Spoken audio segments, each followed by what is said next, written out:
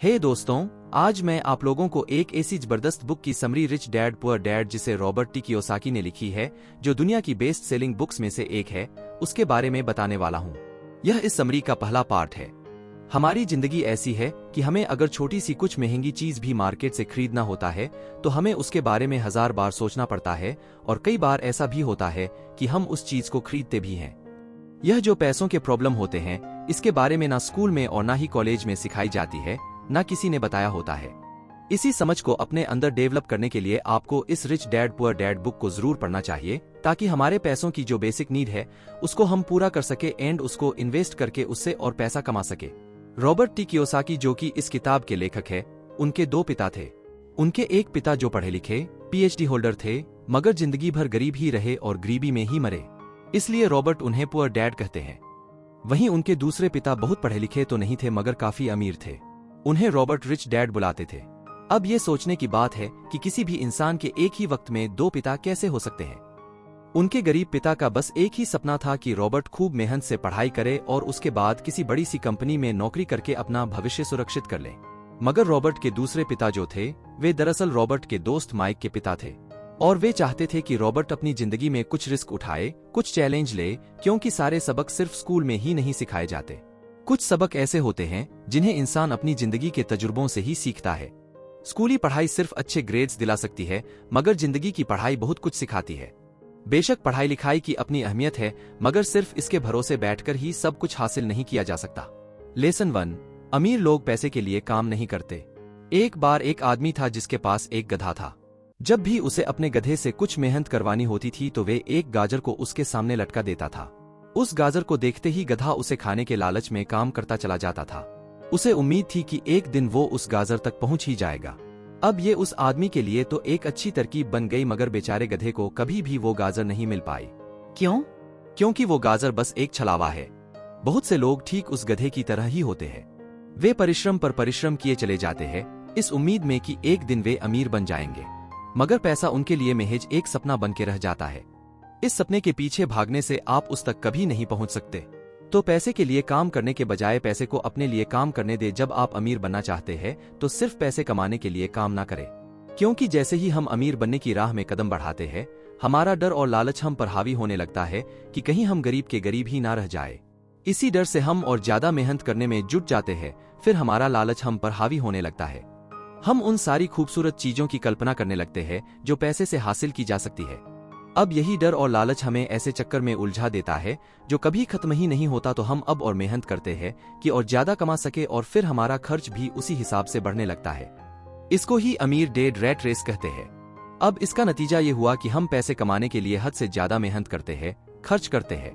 ये एक ट्रैप है, और आपको लालच और डर का ये ट्रैप अवॉइड करना है, क्योंकि हमें से अधिकतर लोग जो अमीर होना चाहते हैं इसी ट्रैप का शिकार हो जाते हैं।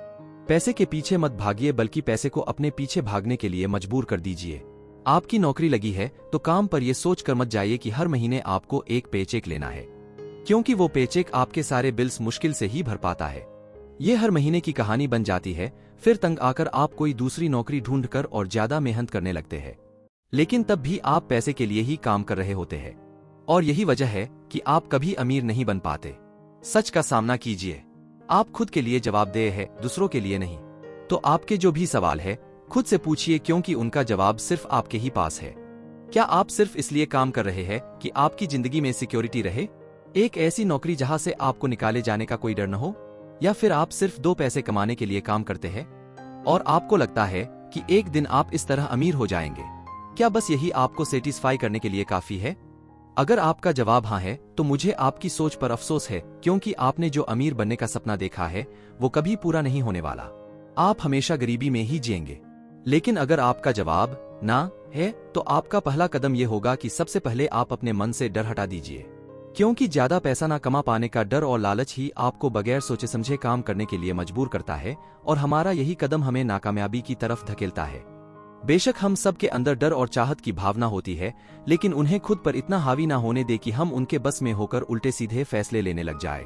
बेहतर होगा कि हम जो भी करें पहले उसके बारे में खूब सोच ले। हमेशा दिल से नहीं बल्कि दिमाग से काम ले। हर सुबह अपने आप से पूछिए, क्या आप उतना कर पा रहे हैं जितना कि आपको करना चाहिए? क्या आप अपनी पोटेंशियल का पूरा इस्तेमाल कर पा रहे हैं? आम लोगों की तरह सोचना छोड़ दीजिए जो काम सिर्फ और सिर्फ पैसे के लिए करते हैं।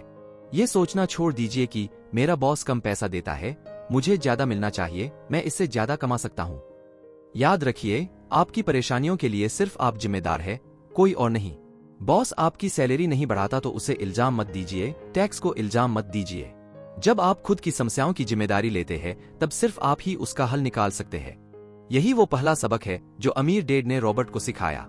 इस सबक का एक पार्ट ये भी था कि अमीर डैड ने उन्हें एक कन्वीनियंस स्टोर में काम पर लगा दिया। उन्हें इस काम के कोई पैसे नहीं मिले, वे बस काम करते रहे। इसका फायदा ये हुआ कि वे अपने दिल से काम में लगे रहे और इस दौरान कई नए आइडिया उनके दिमाग में आते रहे। पैसे को अपने पीछे कैसे भगाया जाए इस बारे में उन्हें कई विचार मिले। उन्होंने देखा कि उस स्टोर की क्लर्क कॉमिक्स बुक के फ्रंट पेज को 2 हिस्सों में फाड़ देती थी। आधा हिस्सा वो रख लेती और आधा हिस्सा फेंक देती थी। देर शाम स्टोर में एक डिस्ट्रीब्यूटर आया करता था। वो कॉमिक्स बुक के ऊपरी आधे हिस्से को क्रेडिट के लिए लेता और बदले में नई कॉमिक्स बुक्स दे जाया करता। एक दिन उन्होंने उस डिस्ट्रीब्यूटर से पूछा कि क्या वो पुरानी कॉमिक्स बुक्स ले सकते हैं। वो इस शर्त पर मान गया कि वे उन कॉमिक्स को बेचेंगे नहीं। ये उनके दिमाग में बिजनेस का एक नया आइडिया था। उन्होंने वे पुरानी कॉमिक बुक्स अपने दोस्तों और बाकी बच्चों को पढ़ने के लिए किराए पर देनी शुरू कर दी। बदले में वे हर किताब का 10 सेंट किराया वसूल करते थे। हर किताब सिर्फ 2 घंटे के हिसाब से पढ़ने के लिए दी जाती थी, तो असल मायनों में वे उन्हें बेच नहीं रहे थे। उन्हें उस गैराज पर काम भी नहीं करना पड़ा जहां से वे कॉमिक्स किराए पर देते थे। उन्होंने माइक की बहन को काम पर रखा जिसके लिए उसे हर हफ्ते $1 दिया जाता। एक ही हफ्ते में उन्होंने $9.5 कमाए। इस तरह उन्होंने सीखा कि पैसे को खुद के लिए काम करने दो, ना कि आप पैसे के लिए काम करो। तो हमने इस समरी से ये सीखा कि हमें पैसों के मायनों को समझना होगा, जिससे पैसा आपके लिए काम करे न कि आप पैसों के लिए। मैं आपको याद दिला दूं कि ये समरी का पहला भाग था पैसे के मैनेजमेंट, और इसके बारे में और अधिक जानकारी के लिए अगला भाग जरूर देखें। अपना कीमती समय देने के लिए आपका बहुत बहुत धन्यवाद।